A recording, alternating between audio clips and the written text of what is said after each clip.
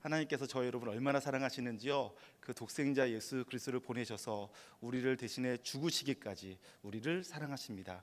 그 하나님의 놀라운 사랑을 지극한 사랑, 극진한 사랑이라고 우리가 표현하죠. 우리 하나님의 사랑이 정말 놀랍습니다. 저와 여러분은 우리 하나님으로부터 그런 놀라운 사랑을 받고 있는 사람들입니다. 너무나 감사하고 놀라운 사실이죠. 그런데 오늘 우리 하나님께서 저와 여러분을 사랑한다는 것을 전제로 놓고 봤을 때에는 너무나 이상한 사건을 또 만나게 됩니다. 무슨 사건이냐면 이스라엘 민족이 애굽에서 건진받았어요. 출애굽했다고 하죠. 그리고 그 앞에 홍해가 있었는데 홍해 바닷물이 갈라지며 그 바다를 육지처럼 건너오게 됩니다. 그러니까 이스라엘 민족이 그 하나님의 구원하심에 감탄하고 감사하고 놀라면서 하나님을 막 찬양하죠. 모세가 큰 소리로 찬양하고요. 또 미리암이, 모세의 누이였던 미리암이 소고를 치니까 이스라엘 여자들이 막 나와서 함께 춤을 추며 여호와께서 애굽의 말과 적군을 다 죽이셨다라고 하면서 막 찬양하고 감사를 합니다. 그런 놀라운 일이 있었죠. 그렇게 출애굽하였으니 이제 이스라엘 민족이 하나님께서 아브라함 때부터 약속하셨던 그 가나안 땅으로 곧바로 들어가면 얼마나 좋겠습니까?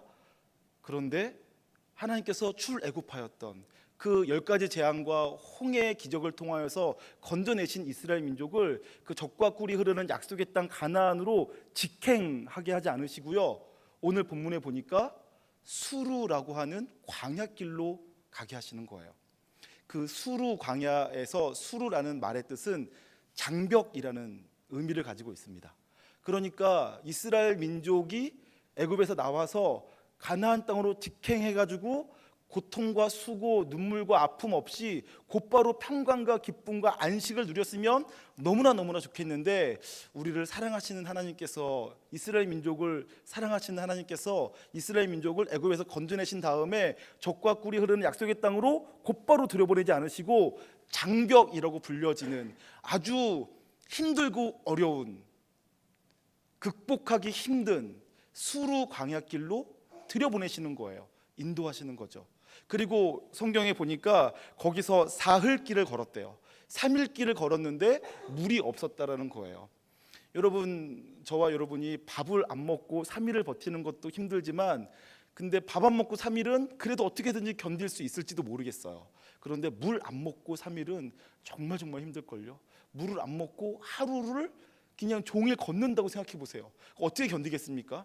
하루를 그냥 물 안 먹고 걷는 것도 힘든데 그 광야길을요, 3일 동안 물 없는 길을 걸었어요. 그런데 이 등산복 입고 그냥 가벼운 차림으로 좋은 운동화 신고 걸은 것도 아니고, 그 애굽에서 가지고 나왔던 짐을 잔뜩 가지고, 한쪽에는 어린 자녀, 또 한쪽에는 나이 드신 노모를 모시고 그 물이 없는 광야길을 3일 동안 걸었다고 생각해 보세요.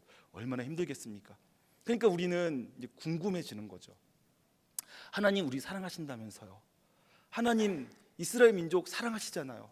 그리고 이스라엘 민족을 애굽에서 나오게 하신 것은 결국 아브라함과 하셨던 약속대로 가나안 땅에 젖과 꿀이 흐르는 그 약속의 땅 가나안에 들여보내시려고 하시는 것이 목적이시잖아요. 그런데 왜 애굽에서 나와서 곧장 가나안 땅으로 들여보내지 않으시고 왜 이렇게 광야의 길에서 고생과 수고와 아픔을 겪게 하시나요? 라는 질문을 하게 되는 것입니다. 흔히 우리 인생의 길을 광야와 같다라고 표현하기도 합니다. 우리 인생의 이 고생, 고난, 슬픔, 아픔, 절망, 이러한 이 마치 광야처럼 힘든 순간들이 곳곳에 있기 때문에 광야와 같은 인생, 혹은 내 인생의 길이 마치 광야와 같다, 이렇게 표현하는 것 아니겠습니까? 우리는 질문하게 됩니다. 내가 예수님 믿고 구원받았어. 그러면 이제 죽어 천국 빨리 갔으면 좋겠는데, 천국에는 슬픔도 없고 눈물도 없고 근심도 없고 걱정도 없다던데, 주님과 함께 천국에서 영생 복락과 기쁨을 누리면 얼마나 좋을까? 그런데 왜 주님은 예수 믿은 다음에 나를 곧바로 천국으로 데리고 가지 않으시고, 왜 눈물과 수고와 고통과 아픔이 여전히 남아있는 이 현실 세계 가운데 계속 살게 하시는가? 빨리 좀 데리고 가시지. 이러한 질문을 해보게 됩니다. 여러분들은 어떻게 생각하시나요? 그 이유가 뭘까요? 여러 가지 이유를 생각해 볼 수 있겠는데 오늘은 그 이유 대신에 광야의 의미에 대해서 더 생각해 보려고 합니다. 구원받은 사람이 광야와 같은 인생을 살면서 하나님의 손길에 훈련받고 다듬어져 온전케 되는 시간이 필요한데, 저와 여러분이 하나님께서 이 광야를 통하여서 우리에게 알려주시려고 하는 것, 우리를 훈련시키려고 하는 것, 다듬으시려고 하는 것이 무엇인지를 한번 살펴보려고 합니다. 이스라엘 민족에게, 출애굽한 이스라엘 민족에게 이 수르 광야를 통하여서 알려주고 싶으셨던 것은 무엇일까요? 하나님께서 구원받은 우리, 이제 하나님 백성 되었고 죽으면 천국 갈 것이 분명함에도 불구하고 여전히 우리에게 이 인생의 현실 세계에 발을 딛고 살면서 고생, 수고, 눈물을 경험하게 하시며 우리가 배우길 원하는 것은 무엇일까요? 여러 가지로 또 살펴볼 수 있겠지만 저는 두 가지를 발견하게 되어집니다. 한 가지는 우리의 실존이고 한 가지는 우리의 현주소입니다. 먼저 우리의 실존에 대해서 한번 살펴보도록 하죠. 여러분, 이스라엘 민족이 구원받았습니다. 구원받을 때요, 애굽에 10가지 재앙이 있었어요. 그리고 애굽에서 나아올 때 이 눈앞에 홍해가 있었는데 그 홍해 때문에 막막했지만 하나님께서 바닷물을 가르시고 그 바다를 육지처럼 건너게 하셨어요. 그리고 뒤쫓아오던 말과 병거들이요 다 그 홍해 바닷물에 덮여 죽게 만들었어요. 그러니까 이스라엘 민족이 너무너무 감사하고 감격했고 신났죠. 그런데 그때가 아주 위험한 순간일 수 있습니다. 그러니까 시쳇말로 애굽을 찜쪄먹은 거예요. 이스라엘 민족이. 그렇게 노예 생활하던 이스라엘 민족이 그 당시 세계 최강의 국가였던 애굽을 말하자면 물먹인 거죠. 그들을 10가지 재앙으로 아주 그냥 폭삭 주저앉을 정도로 만들어 놓고 나왔단 말이죠. 그러고 나서 이스라엘 민족 마음속에 혹시 이런 마음이 들지 않았을까요? 하나님께서 가장 경계하시는 마음인데요, 교만하고 오만한 마음입니다. 교만하고 오만한 마음을 하나님께서 가장 경계하시고 싫어하십니다. 예를 들면 이런 거죠. 이스라엘 민족이 우리는 구원받을 만한 자격이 있어. 우리처럼 하나님을 사랑하는 민족이 없고 우리처럼 하나님께 헌신된 민족이 없어. 우리는 하나님께 구원받을 만해 라는 생각입니다. 이런 것을 가르쳐 일명 전문 용어로 자기가 살아있다 이렇게 말합니다. 예수님 믿고 구원받았을 때 여전히 자기가 살아있는 경우가 종종 있습니다. 하나님의 은혜로 값없이 구원을 받았음에도 불구하고 여전히 나를 주장하고 싶어요. 자기를 주장하고 싶은 거죠. 자기를 드러내고 싶어 해요. 내가 옳다 여김을 받고 싶어하는 마음이 있습니다. 나의 가치를 증명하고 싶어 해요. 그래서 나는 사랑받을 만하고 나는 대접받을 만하고 존중받을 만하고 인정받을 만하다. 나는 구원받을 만한 사람이다. 이러한 것들을 자꾸 보여주고 싶어 하는 거죠. 그것이 죄인된 사람의 본성인 것 같습니다. 그리고 그것은 너무나 당연하게 보여지지만 사실 하나님께서 기뻐하시지 않는 모습입니다. 그래서 예수님께서는 이렇게 말씀하십니다. 마태복음 16장 24절에서 또 마가복음과 누가복음에서 동일하게 나오는데요, 누구든지 나를 따라오려거든 자기를 부인하고 제 십자가를 지고 나를 따를 것이니라. 예수님을 따르고자 하는 사람은 자기를 부인하라고 예수님께서 가르치십니다. 그런데 사람들이 예수님을 따르겠다고 하면서도, 예수님을 믿고 따르고 섬기고 예수님의 백성으로, 예수님의 사람으로 살겠다고 하면서도 자기 부인이 이루어지질 않아요. 자기가 살아있는 거죠. 그러면 어떤 결과가 일어나냐면요, 자기 부인이 일어나지 않고 자기가 살아있는 사람은 예수님을 따르겠다고 하지만 실제로 예수님을 따라가지 않고 예수님을 데리고 다니려고 해요. 예수님께서 오른쪽으로 가자라고 하시는데 그것이 자기 마음에 들지 않으면 거기는 못 가겠어요. 저는 지금 왼쪽 가고 싶어요. 예수님 저를 좀 따라오세요. 안 따라오시면 저 삐질 거예요. 이렇게 나가는 거죠. 자기가 살아있어요. 주님 따르겠다고 하면서도요, 자기의 생각과 주님의 생각이 다르거든요. 하나님의 생각은 땅과 하늘의 차이만큼이나 우리와 생각의 차이가 있어요. 하나님의 생각은 항상 옳고 지혜롭지만 우리의 생각은 항상 어리석고요, 우리 안에는 선한 것이 없어요. 우리는 날마다 그릇된 길로 가고 잘못된 길로 가기가 쉬운 어리석은 존재들이에요. 그럼에도 불구하고 구원받았는데 하나님의 백성이라고 하는데, 예수님을 따르겠다고 하는데 주님 따라가려고 하지 않고 여전히 내가 살아있어서 내가 하고 싶은 대로 하겠대요. 그것을 주님께서 기뻐하지 않으세요. 그래서 우리에게 고난의 시간이 필요합니다. 또 에베소서 2장 8절과 9절에서는 이런 말씀이 있죠. 너희는 그 은혜에 의하여 믿음으로 말미암아 구원을 받았으니 이것은 너희에게서 난 것이 아니요 하나님의 선물이라. 행위에서 난 것이 아니니 이는 누구든지 자랑하지 못하게 하려 함이라. 이렇게 말씀하세요. 그러니까 자랑하지 못하기를 원하신대요. 내가 구원받은 것에 대해서 내가 구원받을 만한 자격이 있다라는 것을 자랑하는 것을 하나님께서 원치 않으세요. 자랑하는 것을 원치 않는다라는 것은 무슨 뜻이냐면 실제로 자랑할 것이 없다라는 거예요. 우리에게는 실제로 내가 구원받을 만한 자격이나 조건이 하나도 없어요. 내가 구원받은 것은 하나님께서 우리를 불쌍히 여기셔서 구원해 주신 거거든요. 그런데도 불구하고 내가 마치 무슨 구원받을 만한 자격이 있다, 똑똑하다, 지혜롭다, 현명하다, 능력이 있다, 헌신되어 있다, 열심히 있다, 이렇게 자기를 자랑할 때 주님께서 그것을 기뻐하실 수가 없으세요. 오만해지고 교만해지는 거죠. 그래서 내가 주님을 따르는 것이 아니라 주님을 내가 데리고 다니는 그러한 신앙이 되어버리는 것이고, 그렇게 해서는 하나님의 영광에 이를 수가 없게 되는 것입니다. 그래서 하나님께서는 이스라엘 민족도 애굽에서 나와서 마치 애굽을 짓밟고 나오니까, 홍해를 갈라서 육지처럼 밟고 나오니까 마치 내 힘이 세서 내가 대단해서 무엇인가를 한 것처럼 여길까 하나님께서 걱정하셨던 것 같아요. 그래서 그들이 얼마나 연약한 존재인지를 알게 하십니다. 물이 없으니까 죽을 것만 같죠. 자기가 얼마나 비천하고 연약한 존재인지를 하나님께서 제일 먼저 알려주시는 것입니다. 여러분, 세상에서 가르치는 가르침과 성경의 가르침이 틀리다는 것은 잘 알고 계시죠? 세상에서는 우리 보러 존귀한 자래요. 그리고 자아상, 자존감이 높아야 된대요. 저 그런 것 같았어요. 자아상이 좋지 않고 자존감이 높지 않은 사람은 그러면 늘 자기 변명하고 회피하고 도망치고 그러는 줄 알았어요. 그래서 자존감 높아야 된다고 저도 생각했고 그렇게 가르친 적도 있어요. 근데 성경은 우리에게 그렇게 말하지 않더라고요. 성경은 우리 보러 죄인이래요. 너희가 죄인인 것을 분명히 알래요. 너희가 진토인 것을, 먼지뿐인 것을 알라고 하시더라고요.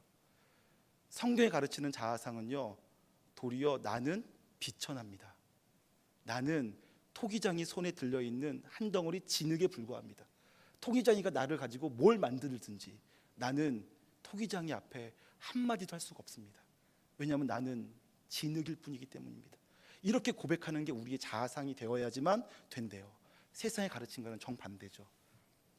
나는 질그릇입니다.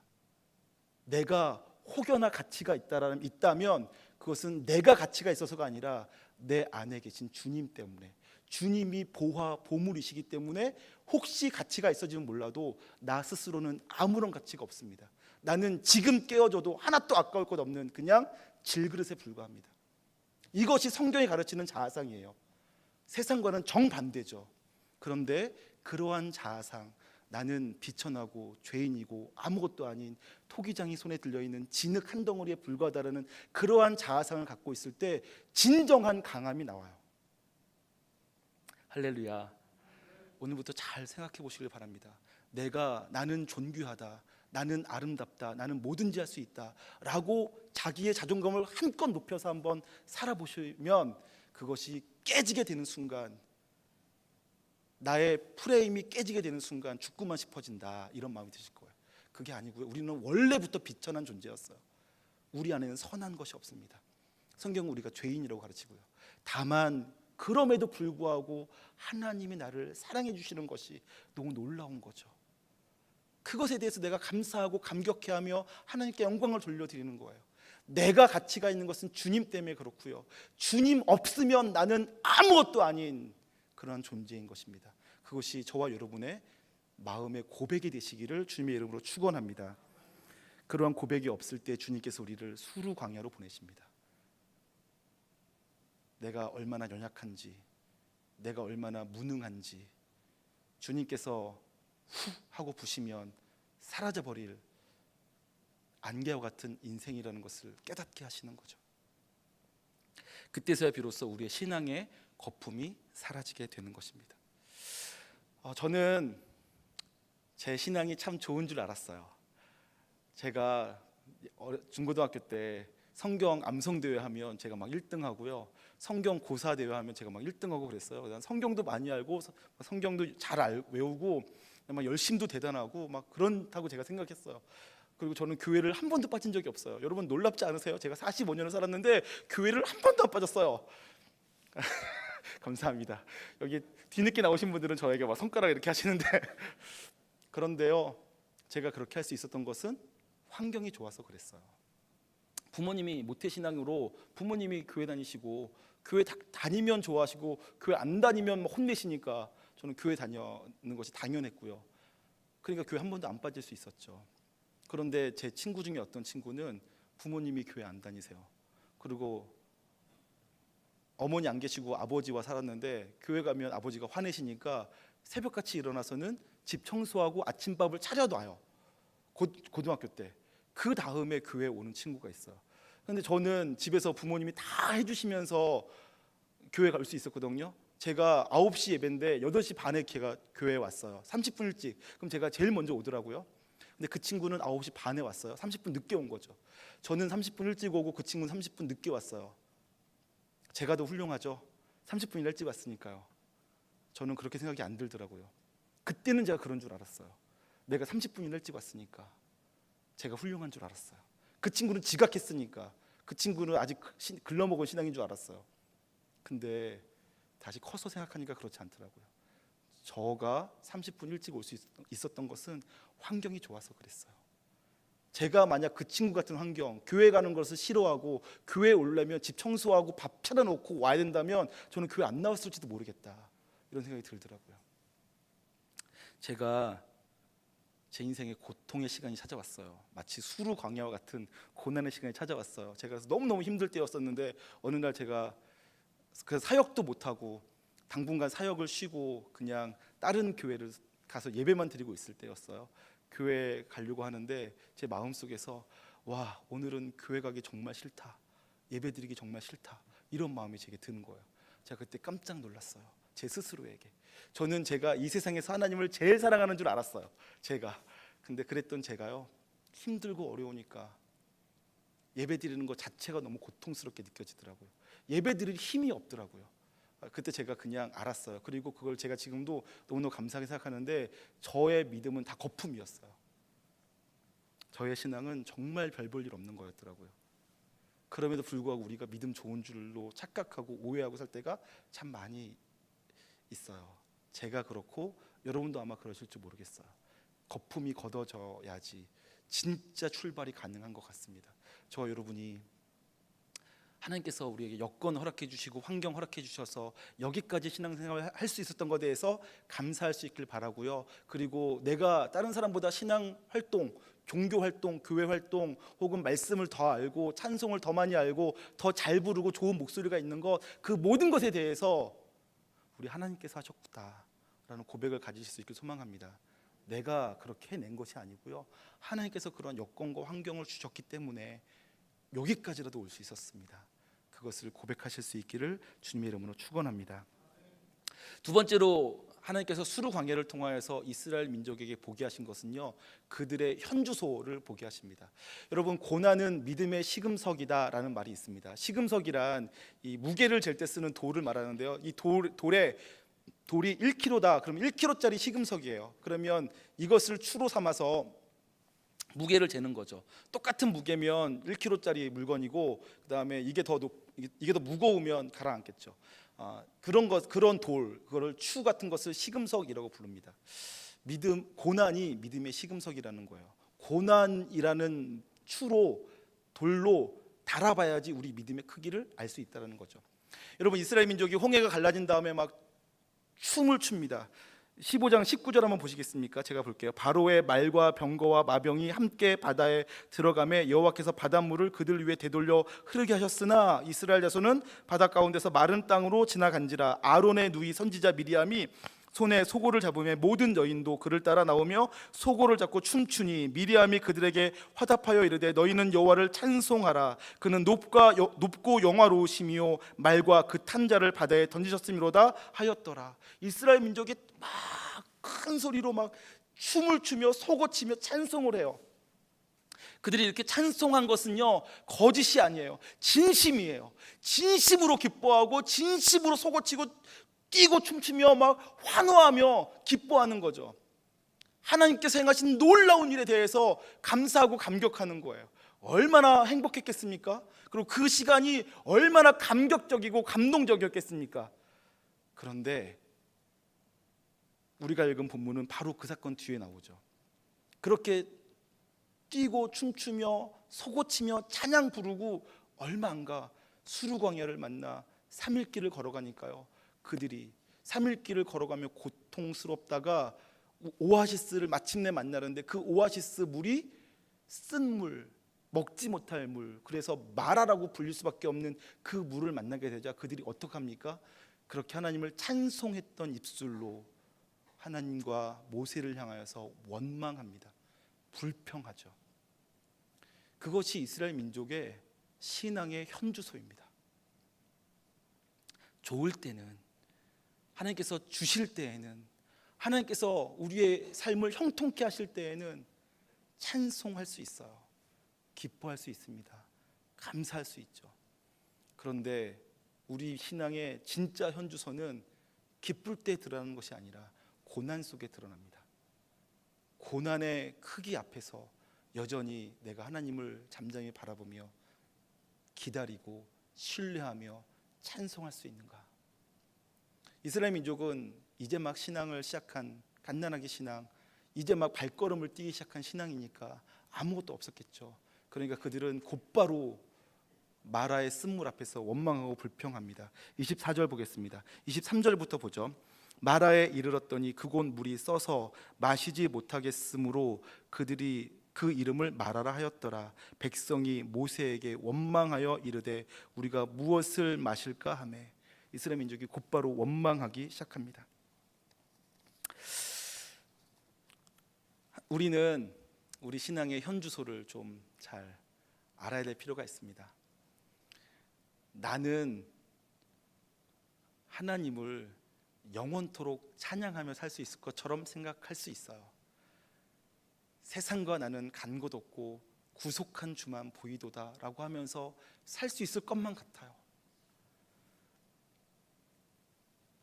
그런데 진짜 우리의 신앙이 드러나는 장소, 시간은 고난 앞에서입니다.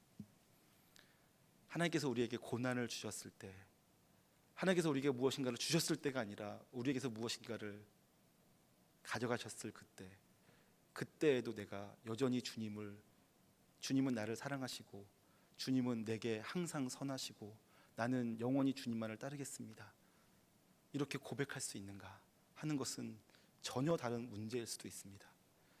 저는 저와 여러분이 좋은 신앙 갖게 되길 소망합니다. 하나님께서 주실 때만이 아니라 하나님께서 하나님의 것이라고 하시면서 가져가셨을 그때에도 여전히 하나님을 신뢰하고 하나님께 찬양과 영광을 돌려드릴 수 있는 복된 믿음 가지시기를 소망합니다. 주님은 우리가 아직 그렇지 못하다라는 것, 우리가 아직은 연약한 신앙이라는 것을 드러내십니다. 고난을 통해서 드러내시는 거죠. 그리고 그래서 우리가 겸손히 다시 엎드려 주님, 저는 주님 없이는 살 수가 없습니다. 주님이 저를 도우시지 않으면 저는 살 수가 없습니다. 저는 실제로 그렇게 강하지 못하고 약합니다. 고난 있을 때 제가 견디기가 어렵고 주님께서 제게서 무엇인가를 가져가셨을 때 제가 견디기가 어렵습니다. 주님, 저의 약함을 긍휼히 여겨주시고 불쌍히 여겨주시고 저로 하여금 주님 앞에서 주님이 주시는 복을 누리며 살게 도와주세요. 이렇게 기도할 수밖에 없는 상황에 처하기를 주님께서 원하십니다.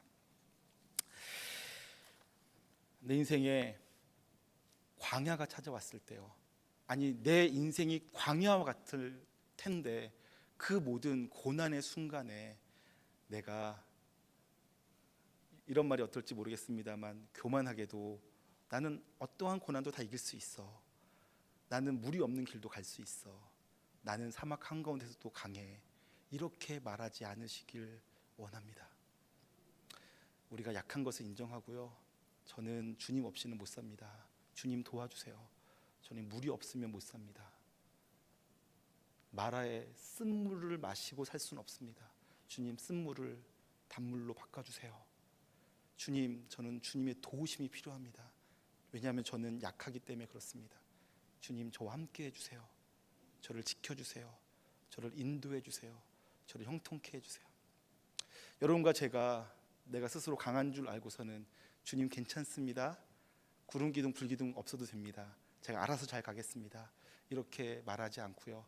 그렇게 말해도 뭐 지옥 가진 않을 것 같습니다만 그렇게 말하지 마시고 주님 저는 약해서 저는 부족해서 저는 어리석어서 주님 없이는 살 수가 없습니다. 주님의 도우심이 필요합니다. 주님 제 손 붙잡고 가주세요. 저와 늘 함께 해주세요. 저에게서 떠나지 말아주세요. 저는 주님이 필요합니다. 주님 없이는 못 삽니다. 저를 도와주세요. 날마다 주의 도우심을 구하고 주의 도우심으로 살아가시기를 주님의 이름으로 축원합니다.